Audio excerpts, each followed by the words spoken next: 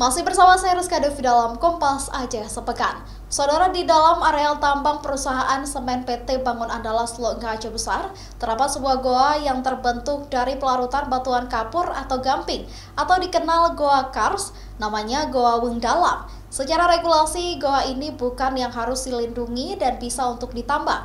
Namun manajemen perusahaan tetap mempertahankan goa kering ini menjadi lokasi konservasi dan edukasi bagi semua kalangan. Goa Weng Dalam ini memiliki satu akses pintu masuk dan buntu. Goa ini juga merupakan goa yang dikategorikan sebagai goa fosil atau kering.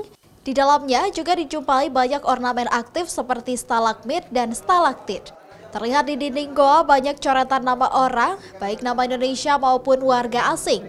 Tertera juga tanggal, bulan, dan 2 digit angka tahun. Diduga sejak puluhan tahun lalu mereka mengunjungi goa ini dan meninggalkan jejak identitas mereka di goa konservasi ini.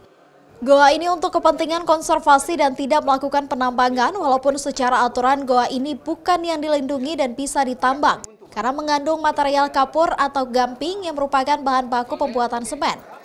Menurut manajemen perusahaan, goa ini menjadi pusat edukasi untuk semua kalangan, baik dari siswa, mahasiswa, atau kalangan lain seperti objek penelitian dan pembelajaran lainnya.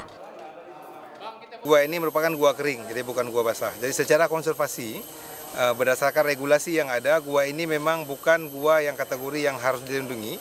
Tapi dari SBA punya komitmen gua ini tidak tetap dilakukan sebagai area konservasi. Itu jadi media tempat belajar untuk edukasi baik mahasiswa ataupun stakeholder dan dunia pendidikan khususnya untuk jadi tempat belajar, jadi sebagai media edukasi.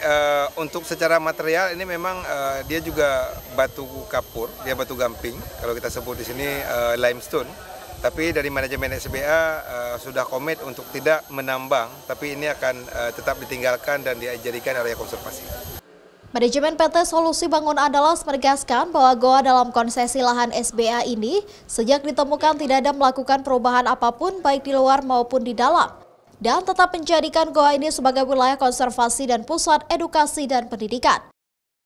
Mustajab, Kompas TV, Aceh Besar.